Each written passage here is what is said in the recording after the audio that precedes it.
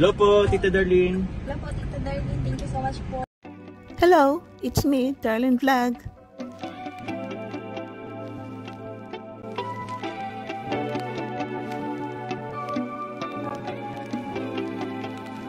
Good morning mga kalingap, good afternoon, good morning mga kachunggar, it's me, Darlene Vlog. So bago natin simulan na naman ang ating reactions for today, shoutout mo natin si Kuya Var Santos Matubang, si Atin na Vlog, si Kalingap Rob, ang presidente ng Karipab Binador, kasama natin sa Karaba, si Kuya Noli, at pakisubscribe din po si Kalingap Chumar, si Carla Tapura, ang mga kasama natin sa Karipa, Kalingap Warriors, mga lahat na charity vloggers, mga reactors. Shoutout sa inyo lahat.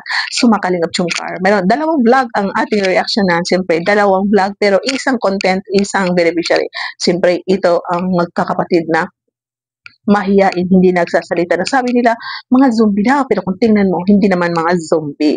So, ito mga Kalingap Chungkar, yung nakaraan na vlog is pinamake-over sila ni Kalingap Rob dahil yung iba, yung buhok niya parang dry na, lagi na ng parang may mga bunga-bungang araw, may mga split ends, yung isa is, lagi nakatali, yung isa is magandang buhok niya, mahaba, maitim, pero kailangan ng lagyan ng style kasi marami doon nagko-comment na kailangan ayusin yung buhok nila, no? So yun, yung dito pag-desisyon na ni Kalingap Rob na dalhin sila sa parlor. At tingnan niyo yung mukha nila, yung before. Panoorin niyo yung before. Naalala niyo ba po? Ang mahaba ito. Mga babae na ito, mga dalaga na ito, magaganda. Pero after, tingnan niyo yung before at saka after. Please? Pangit daw ako sa akin. Naman, halika. Uy, Kasi hindi nakikipag-usap sa gwapo ay. Pangit? Oo. Ano kailangan mo? Oo. Pakita mo bro sila. Oh. Si Bea, ganda ni Bea. Oh, hey. Ikaw Chris, ano masasabi mo Chris? Ayan, nakita ninyo na yung before at saka after, di ba? Ang laki na ipinag-iba, no? Maganda pa rin sila, pero lalong gumanda. Bagay sa kanila ang kanilang buhok. Ito talaga mga beautician, no? Alam nila kung anong bagay sa'yo. Alam nila kung anong bagay na buhok sa'yo. Tayo minsan sabi natin, maganda tayo dito, ganitong style. Gusto natin, pero hindi pala. May mas magandang style ang bagay sa atin. So, ito, mga Kalingap Chungkar, ang beauty ng mga bata. No? Nakita natin yung si Melissa, yung sino yung isa? Yung buhok niya may bangs. Yung isa is straight lang. Yung panganay is, nakaganon din. So, ang gaganda nila mga Kalingap Chungkar. Pala yan, nakita natin si Kalingap Rob, may pasan. Pasan ba yun? Pasan? Ano sa Bisaya? Lokdo. Bisaya, lokdo, ganyan. Pasan. Ano ba yung pasan? Ang pasan ganon. Ewan ko, bahala na kayo umintindi. Kasi hindi ko alam sa Tagalog. Ang Bisaya is lokdo. Lokdo. Ano sa Tagalog? Na box. Ano mga laman? School supplies. Ito, school supplies, ball pen, pencil pen, bags. At yung isang bag is, mga laman is mga damit. Wow! Ang mga bata ito, sigurado ko masaya sila. Masaya nga tayo nanonood, di ba? Mamuhay po sila ng mga normal na kagaya po ng ibang bata. Dito sa last vlog sa kanila, latest vlog sa kanila, no? Kahapon na vlog sa kanila, upload ni Kalingap Rob. Nako, na-surprise ako sa mga batang itong, naiyak talaga ako sa totoo lang, bata ko naiyak. Naiyak ako sa parang, na-feel ko na, oy, ang gaganda nila, parang ang saya-saya ko, mixed emotion, no? Mixed emotion dahil, ang mga batang ito is nagsasalita na. Mic natin. Ang mga batang ito is sumasagot ng mga Kalingap Chungkar. Sumasagot na sila sa mga tanong ni Kalingap Rob. Ano sila, Nay? Marunong na po. Chris, kumusta ka? Naligo ka na ba? Ay, dapat naligo ka, Chris. Ba't di ka naligo? Kasi po maligo. Ay, malamig daw. Anong ginawa nyo ngayong araw? Naglinis po sa bahay. Ba't parang malungkot ka, Chris? Okay ka lang? Takot ka ba? Nahihiya? Nasalita na si Chris. Yan ang gusto ko. Nasa labas ka ba tayo? Di kayo nagtago, no? Kilala mo ako? So may pasalubong ako sa inyo mamaya, Pero gusto ko lang kayong kausapin muna para malaman ko din naman yung progress natin. Ngayon, anong gusto mong sabihin sa Team Kalingap at sa mga nanonood? Salamat po. Uy, galing Nag-practice ka ba? Nag-practice ka? Dito ka naman. Si Melissa naman. Isa-isa lang. Para, alam nyo. Halika Melissa. Dito ka Melissa. Wow! Very good. Very good, Ay Melissa. Kumusta? Ayos, marunong na kayo, So, tama yan. Ganyan ang gusto namin. Kumusta yung buhok mo? Mag-ayos pa? Ha? Naligo ka na ba? Naligo ka na? So, Melissa, anong ulam nyo ngayon? Kain nyo? Ha? Wala pa? Nagkain na? Anong ulam nyo? Gulay po Kuya Rab. Ganda dito kasi yun nga, bless. Pag sabi bless, nag-bless. Pag may tinanong, sumagot. Pero bumalik sa pagkatulala. Dati, sumagot. Normal lang yung tulala. Ngayon, iba naman ang tulala niya. Hinanap yung magkapatid. Lumabas si Via. Yung Via ba yun? Yung bunso? Melissa? Oh, nalilito na ako mga Kalingap Jomcar. Siguro naintindihan yun. Lumabas. Ang bunso, si Melissa. Ang gitna, si Via. Yung pinakabunso, yung kung ano pangalan. Ito si Christy na nung sumasagot. Pero parang nangingiti na iba. Nawuri ako dito kay ano. Tingnan niyo magpakita ko ng kunting clips ng video. Anong pagkakaiba sa sa sagot ni Chris. Sumasagot siya pero parang natatawa na, parang malalim ang hingis na parang may iniisip na parang may problema na iiyak siya, no? Hirap, no? O baka sana sa isip lang natin, binibigyan natin ng meaning. O baka talagang ganito lang siya. Sana ganito lang siya, no? Sana ganito lang siya. Walang something wrong. Kung anong nasa isip natin, ito talaga isip natin, no? May sakit talaga isip natin kung ano-anong nasa isip natin, mga Kalingap Jomcar. Sana naintindihan niyo ako. Kasi normal talaga. Pala isip din ako. Mahilig ako mag-isip. Mahilig ako minsan magbigay ng meaning, magbigay ng analysis. Ay, anong utak na to? Pero sana, no? Okay, ito yung pagiging tulala ni Chris, sana okay lang. Ano pala si Melissa? Nakakaintindi ka, Melissa, ng Tagalog? Naiintindihan mo ako? Kasi Bicol yung salita nila ay. So, Melissa, anong pangalan ko nga ulit? Kuya Rab. Melissa, ngumiti. Okay lang po, tumingin sa kamerang ngumiti. Iba noon na ayaw ngumiti. Hi, Melissa. 4 na beses. Kumusta? Okay lang po. Ngayon, ngumingiti na siya. Okay lang po. Titingin sa kamera, yuyuko. Pero kinikilabutan ako. Malaking tulong. Big help si Kalingap Rab dito sa mga bata ito. Magbabago sila. Mababago ni Kalingap Rab ang buhay ng mga batang ito. Melissa. Check natin. Melissa, nahiya ka ba? Oo po. Kasi nahiya sila. Kasi bira lang makakita ng tao. Normal yung tanong ni Rab dahil pogi. Kahit biro yun, normal. Lalo na to, pag pogi, no? Makakita ka ng pogi. Ang pogi. Mahiya ka talaga. Pero sa mga bata is talagang mahiyain. Pero nakakatuwa po. Lahat ng tanong ni Kalingap Rab, sinasagot. Kahit yung moyo ko, sinasagot with smile. Tuwang-tuwa ako talaga dito. Tawag si Via na sa loob. Via, labas ka dito. Lumabas si Via. Naku, dati kahit paano tawagin yung dilalabas. Nasa loob sila ng bahay nila. Tawagin. Nakatalikod pa rin, naka-side view, pero hindi lalapit kay Kalingap Rab. Pero dito, lumabas silang tatlo, hinarap nila yung kamera. Sino kamera kayo dito? No kamera? Malalaman natin mamaya, sino kameraman dito? Si Gigi ba? Si Edo ba? Maraming pumunta. Pero talaga, ang saya-saya ng puso ko. Talaga mga Kalingap Jomcar, ang saya. Dahil ang mga bata ito nagsasalita na humarap na sa kamera. Nakakatuwa po. Ang prayers po ninyo is laking tulong. Yung prayers ninyo na sana ang mga bata ito is magbago na. Magbago ni Kalingap Rab. Yan. Yan. O, diba?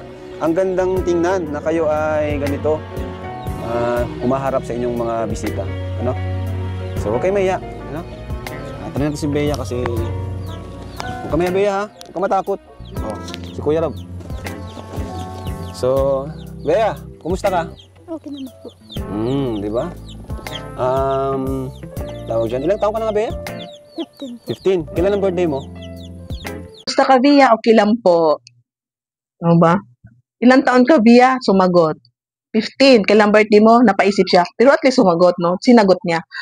Ay, nakaka-proud ang mga batang ito. Nakaka-proud din si Kalingap Rab dahil itong ginawa ni Kalingap Rab, pagbisita sa mga bata is mababago ang buhay nila. Birthday na si Via sa May. Gusto mo ba ng cake? Hindi siya mapasagot. Kasi mga bata ito is, para siguro hindi pa nila naranasan na mag-birthday ng malaki siguro, nagluluto lang siguro ng chicken na knitted chickens, kung anong sa paligid, tapos rice, walang party-party. So, pero sa tingin ko, siguro may bibigay ito si Kalingap Rab ng cake or baka ilabas sila.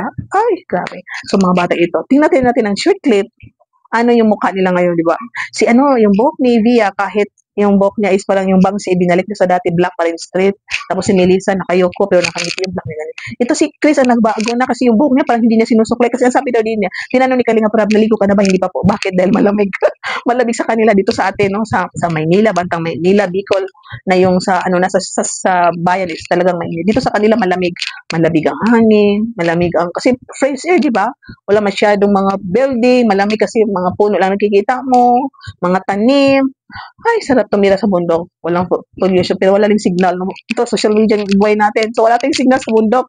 So, tikisin natin dito kahit mainit mga Kalingap Chungkar. Yan, binigsan na ni Kalingap Rob ang box. Tinatanong sila ano ito, pero tulala si Chris, pero nakangiti pa rin mga kakapatid. Tulala si Chris, pero tinatanong nakangiti. Binuksan ang box, anong laman? Bag, no? Yung kulay pink daw kay Chris. Dinistribute sa kanila, school supply, mga pencil, mga crayon. Si Ray nagsabi na yung crayon nga Corolla. Colora ang nasabi. Hindi ko na papagita dyan kasi napanood ninyo, di ba? Nakakatuwa. So, yan nga, no? Naalala ninyo, napanood nyo. Pwede nyo panoorin. Huwag na natin pakita lahat-lahat mga Kalingap Chum kasi mahaba ang video. Pero panoorin nyo sa vlog ni Kalingap Rob. Ang magkapatid na yan, yung binuksan ng box ng school supply. Matutuwa po kayo mga Kalingap Chum. Kalingap Rob, Melissa, ano ito? Sabi niya, color po. Ngumiti si Bia. Kasi ang color, sinabi niya, corol. Pangkulay. Ano to, Chris? Ano to? Melissa, ano to, Melissa? Coral. Coral? Tama yun. Katawa ng Kadibeya, oh. Crayola, no? Tawa si Bia dahil ang sabi ni Melissa is instead of color, nasabi niya is coral. Dahil siguro nahiya, yun na nabanggit niya. So natatawa ito si Melissa dahil alam niya nagkamali ang kapatid niya. Ito pala si Chris is hindi nakatap grade 1 lang pala dahil ito magkapatid is mas maano sila grade 4 ganyan. Ito si Chris is grade 1. Hindi niya tatapos ata ang grade 2. Grade 1 lang siya. Sabi daw ng mama, doon pas sila nakatira sa dati nilang tinitiran. Inahatid sa school, umuwi, nanonood ng TV sa kapitbahay. So kaya siguro ito, no? Kaya ito si Chris, pag tinanong, hindi siya masyado makasagot about sa school kasi hanggang grade 1 lang siya. Pero sabi niya dati sa mga dating vlog, pag tinatanong ni Kalingap Rob, pag gusto mo mag-school, opo. Gusto daw niya makapag-aral, opo. So may pangarap din ng mga batang ito. Ito yung nanay nila is pupunta daw sa Kamsur dahil kukuha ng birth certificate ni Bia or sino ba siyang kapatid. Tapos medyo malayo-layo daw pero balikan daw. Pero sabi nga ni Kalingap Rob sa mga kalbanat namin. Pero sabi niya, kasama daw ang asawa ang maiiwan dahil pinsan. Pero para sa akin, no, tama yung offer ni Kalingap Rob na samahan sila para makabalik agad kasi kung mag-commute, matagal yan. Tapos hindi sila makakauwi agad. Tapos, puro babae yan, mga Kalingap. Tapos wala silang kapitbahay, bundok.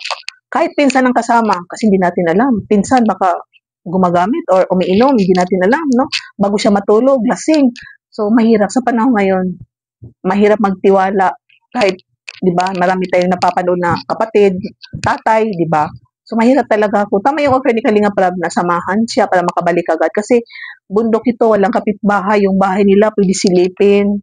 Tapos, mga babae sila, may kapatid sila lalaki, maliit lang. So, mahirap ipagkatiwala talaga nanay, wag mo iman yung mga anak mo para makabalik agad sila. So, yun nga mga Kalingap Chum, kasi na maisipin ni Kalingap Rob, yung offer niya is matuloy na samahan siya kasi yung nasasamahan daw ni Ridsin. Isa yung na-concern ako nung ganito. Tinatanong kasi minsan ni Rob na, bakit ang mga anak mo tulala? Katulad nito, bakit tulala si Chris? Sabi niya, hindi naman niya naging tulala. Tapos tinanong ulit ni Rob, tinanong mo si Chris tulala, sabi niya, iwan ko bakit tulala yan? Bakit kaya gano'n? Hindi niya alam. Kasi tayong nanay, o baka ganyan nasasabi, siguro na hindi ko alam, baka pag wala si Rob, hindi siya tulala.